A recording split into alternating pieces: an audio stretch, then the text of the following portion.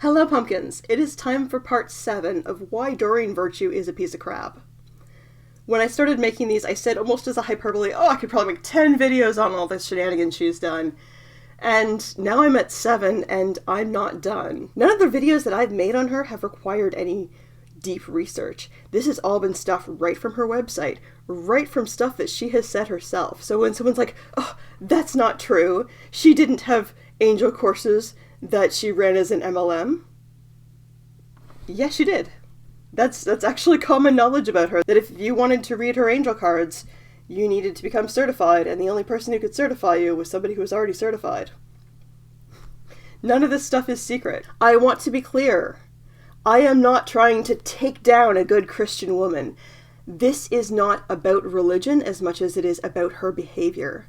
My problem here isn't with Christianity, my problem is with toxic theology, and my problem is people using their toxic theology to hurt other people or to make money off of their toxic theology in shady ways. So, do not come into my comments and tell me that you see demons in my eyes or that I'm a sinner and I've chosen Satan and act like your religion is more valid than mine just because it is more popular. There's a word that gets thrown around in our modern culture quite a bit that a lot of people don't understand, and they want to label every government system they don't like as fascist. And that's not something that we're actually seeing within North America is fascism, but one thing that fascist regimes have in common is the banning and the burning of books. As someone who's a book lover, obviously, I have a deep love of literature, and I think it's important to read a lot and to be well read, and I think it's important to support authors, and I also think it's important to read stuff that we disagree with so we know why we disagree with it. Aristotle said, "It is the mark of a great man to be able to entertain an idea that he disagrees with and not embrace it." So that is what I try to do. I think we should all read stuff that we find offensive to know why it's offensive. I think we should read stuff that I think we should read stuff from people who have different points of views so that we become well-rounded and we know why we believe what we believe and we don't just live in an echo chamber. I mean, how many people do their research by watching YouTube videos that show up in their algorithm because they like something else?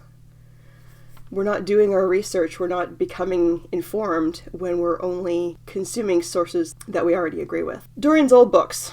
She became a millionaire. She is still a millionaire. Her current worth as of 6 or 7 weeks ago was estimated at $3 million. She became a very, very wealthy woman off of selling books and angel cards. This wasn't a blessing. This was hard-working people choosing to spend their money on her creations. And now she denounces it all. She's allowed to change her mind. She's completely allowed to denounce everything that she said before, say, that's not who I am, I have changed, I am a different person now, that's not what I'm about. That's fine. Everyone's allowed to change their mind. I certainly have. In fact, I kind of made the opposite religious transition.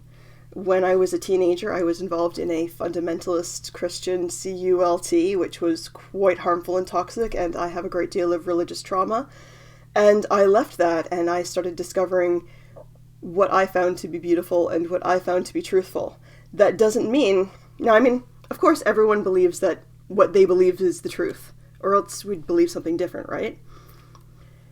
But Doreen doesn't say, recycle those books. Doreen doesn't say, donate those books to a women's shelter. Doreen doesn't say, sell those books. Doreen doesn't say, maybe somebody else could benefit from understanding their own fundamentalist Christian beliefs by reading something that's against what she and her compatriots currently believe. She doesn't say any of that. She says, burn them. Burn a book. There's a level of evil for people who burn books.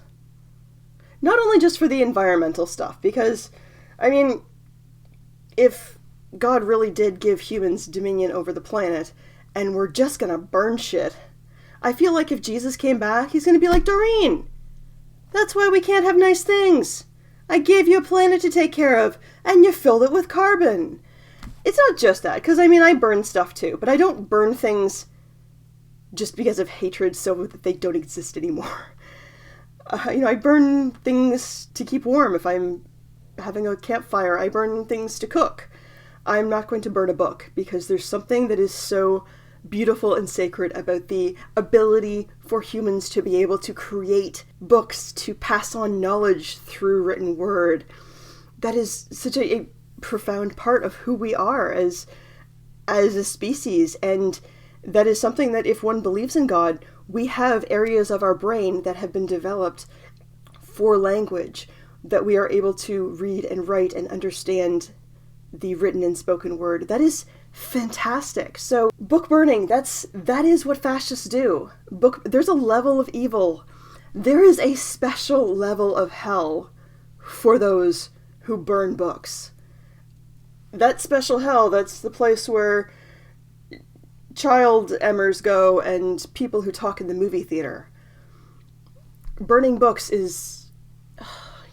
But Doreen's like, burn them. She says for anyone who has crystals, smash them. Crystals are something that's a part of the earth. Crystals are something that exists deep within the earth, and I've done videos on this before, that the crystal industry is profoundly negative, and that there's strip mining and environmental damage and toxic chemicals that are used in mining them, and child slave labor. So all of that came for someone to have their pretty rose quartz come out of the earth, and then the noise and polishing it. And what does Doreen say? Doesn't matter. Smash them. Doesn't matter about child slave labor. Doesn't matter that kids die on the job. Doesn't matter about the toxic chemicals. Doesn't matter about the environmental damage. Smash them. Throw them in the garbage. Create waste. Why not replant them in the ground? Obviously you're not going to be able to dig a hole as deep as the ones that they got the crystals from, but you could put them in your garden. You can say as a prayer, God, thank you for this crystal. I return it to the earth. But no, smash them, throw them in the garbage. But the thing is, Doreen is still writing. She's still producing content. She still has a YouTube channel that she's still making ad rep. She still has books. She's still selling books on Amazon as a Christian. So what if she converts to another religion? What if she decides that Christianity isn't right for her? What if she goes back to her New Age beliefs? And, oh yeah, you know that stuff I told you all to burn because I told you it was evil? Yeah, it's okay if you can still, maybe spray it with some water and, air out the burny smell if you can, because that stuff's okay now. There are over 4,000 recognized world religions currently. That's not talking about ones that have gone extinct. That's not talking about ones that are so secretive nobody knows about them. There are 4,000 recognized religions. Christianity's one of them. Doreen could decide tomorrow to convert to Islam, or to convert to Judaism, which is older than Christianity, or convert to Zoroastrianism, which is older than Christianity and Judaism, or convert to any number of religions, or start her own religion. Just because she's a Christian now doesn't mean she's always going to be. Because people are allowed to change their mind, because we're allowed to grow, because we're allowed to have different opinions. So what happens then? Do we burn all her new books? How many times are we going to have to be told that old stuff, that's naughty, that's rotten, that's evil, burn it and buy my new stuff? Oh, I've converted again. Burn that stuff and then buy my new stuff. How many times are we going to go through that? Or maybe instead she should be saying, I don't agree with that anymore, but you might find some beauty in that. You might find some truth in that. Maybe that will resonate with you and make your life better. Maybe you can learn to read through reading that book, even if you disagree with the material.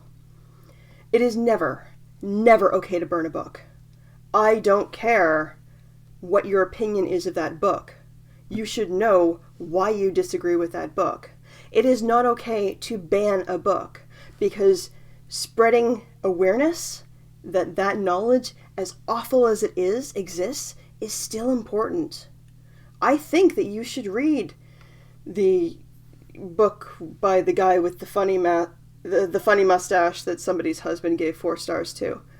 I don't agree with any of it. I think it's a terrible, terrible book. But you should know why you would disagree with that. I read books by politicians I don't like. I read books by authors I disagree with. I read books by activists I disagree with. I read books by religious people I disagree with. And it's important because that gives me an idea to know where they're coming from, to have some sense of like why they wrote what they wrote.